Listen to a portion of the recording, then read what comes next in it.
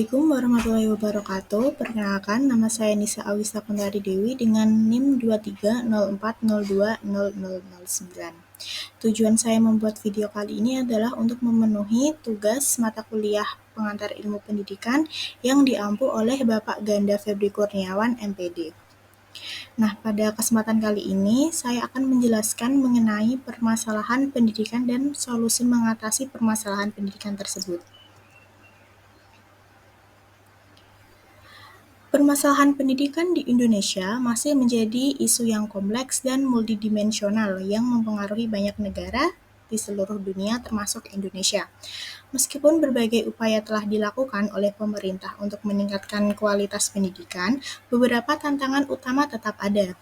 Semua tantangan ini memerlukan pendekatan yang komprehensif dan berkelanjutan untuk dapat meningkatkan kualitas dan pemerataan pendidikan di Indonesia. Nah, yang pertama kita akan membahas mengenai permasalahan pendidikan itu sendiri. Ada beberapa permasalahan utama dalam pendidikan, di antaranya yang pertama kesenjangan akses pendidikan, yang kedua kualitas pendidikan, yang ketiga kurangnya relevansi kurikulum, yang keempat masalah sosial dan emosional, dan yang kelima pandemi COVID-19. Untuk yang pertama yaitu kesenjangan akses pendidikan. Nah, dalam permasalahan pendidikan yang pertama ini, yaitu kesenjangan akses pendidikan dapat disebabkan oleh beberapa faktor. Yang diantaranya, yang pertama yaitu urban versus rural. Nah, apa sih istilah urban versus rural itu? Istilah urban versus rural mengacu pada perbedaan antara wilayah perkotaan atau urban dan pedesaan atau rural. Kedua jenis wilayah ini memiliki karakteristik dan tantangan serta peluang yang berbeda dalam berbagai aspek, termasuk pendidikan, ekonomi, infrastruktur, dan kehidupan sosial. Nah, anak-anak di daerah pedesaan seringkali memiliki akses yang lebih terbatas terhadap pendidikan dibandingkan dengan anak-anak di perkotaan. Ini bisa disebabkan oleh kurangnya fasilitas pendidikan, transportasi yang tidak memadai, dan tenaga pengajar yang kurang. Nah, faktor yang kedua yaitu sosioekonomi. Anak-anak dari keluarga dengan latar belakang sosioekonomi rendah mungkin tidak memiliki akses ke pendidikan yang berkualitas karena keterbatasan finansial. Permasalahan pendidikan yang kedua yaitu permasalahan kualitas pendidikan. Nah, kualitas pendidikan ini juga disebabkan oleh beberapa faktor, di antaranya yang pertama, kurangnya tenaga pengajar yang berkualitas. Banyak sekolah yang kekurangan guru yang memiliki kualifikasi yang memadai. Hal ini berdampak pada kualitas pembelajaran yang diterima oleh siswa. Nah, faktor yang kedua yaitu fasilitas yang tidak memadai. Banyak sekolah, terutama di daerah terpencil, kekurangan fasilitas dasar seperti ruang kelas yang memadai, buku pelajaran, dan teknologi pendukung. Permasalahan pendidikan yang ketiga yaitu kurangnya relevansi kurikulum. Nah, kurangnya relevansi kurikulum ini juga dapat disebabkan oleh beberapa faktor, di antaranya yang pertama ketidaksesuaian dengan kebutuhan pasar kerja. Kurikulum yang diajarkan seringkali tidak relevan dengan kebutuhan dunia kerja, sehingga lulusan tidak siap untuk masuk ke dunia yang profesional. Faktor yang kedua yaitu pembelajaran yang terlalu teoritis. Pendidikan yang terlalu fokus pada teori tanpa disertai praktek yang memadai membuat siswa kesulitan dalam mengaplikasikan ilmu yang telah dipelajari. Selanjutnya, permasalahan pendidikan yang keempat yaitu permasalahan sosial dan emosional.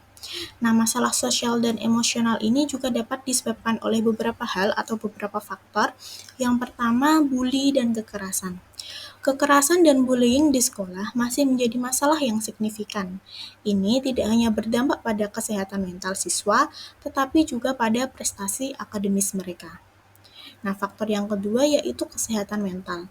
Masalah kesehatan mental di kalangan siswa seringkali terabaikan.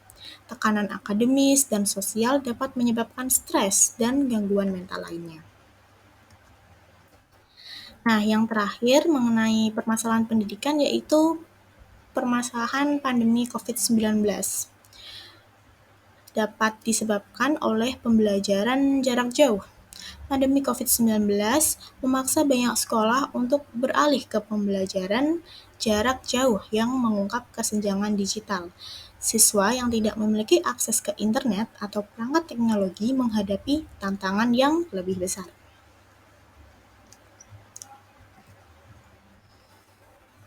Nah, dari permasalahan pendidikan tersebut, kita juga harus bisa mencari solusi dalam mengatasi permasalahan pendidikan tersebut. Nah, di antaranya yaitu yang pertama, meningkatkan akses pendidikan, yang kedua, meningkatkan kualitas pendidikan, yang ketiga, revitalisasi kurikulum, yang keempat, mengatasi masalah sosial dan emosional, dan yang kelima yaitu menghadapi tantangan pembelajaran jarak jauh. Oke, solusi yang pertama yaitu meningkatkan akses pendidikan. Dengan meningkatkan akses pendidikan ini, kita juga dapat melakukan berbagai cara. Salah satunya yaitu pembangunan infrastruktur. Pemerintah dan pihak swasta perlu berinvestasi dalam pembangunan dan perbaikan infrastruktur pendidikan di daerah-daerah terpencil. Selanjutnya juga bisa dengan cara beasiswa dan bantuan keuangan.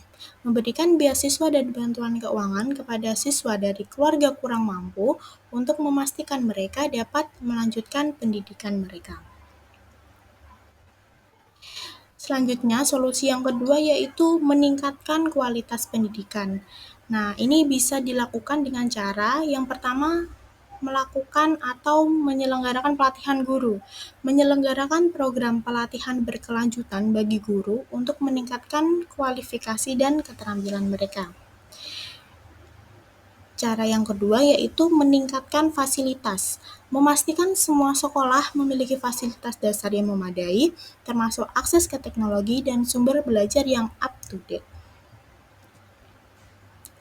Nah, solusi untuk mengatasi permasalahan pendidikan yang ketiga yaitu revitalisasi kurikulum. Bisa dilakukan dengan cara yang pertama, kurikulum berbasis keterampilan. Nah, mengembangkan kurikulum yang berbasis pada keterampilan praktis yang dibutuhkan di dunia kerja. Ini termasuk keterampilan teknis, soft skills, dan literasi digital. Yang kedua, dapat dilakukan dengan cara kolaborasi dengan industri. Melibatkan industri dalam pengembangan kurikulum untuk memastikan relevansi dan kesiapan kerja para lulusan sekolah. Selanjutnya solusi yang keempat yaitu mengatasi masalah sosial dan emosional. Dapat dilakukan dengan yang pertama yaitu membuat program anti-bullying. Implementasi program yang efektif untuk mencegah bullying dan kekerasan yang ada di sekolah. Nah, dapat dilakukan juga dengan cara yang kedua yaitu menyediakan layanan konseling atau kesehatan mental yang mudah diakses oleh siswa untuk mendukung kesehatan mental mereka. Selanjutnya, solusi yang terakhir atau solusi yang kelima yaitu menghadapi tantangan pembelajaran jarak jauh. Dapat dilakukan dengan cara yang pertama pemerataan akses teknologi. Memastikan bahwa semua siswa memiliki akses ke perangkat teknologi dan internet yang diperlukan untuk pembelajaran jarak jauh. Selanjutnya dapat dilakukan dengan cara yang kedua yaitu pelatihan bagi guru dan siswa. Memberikan pelatihan tentang penggunaan teknologi dalam pembelajaran untuk guru dan siswa.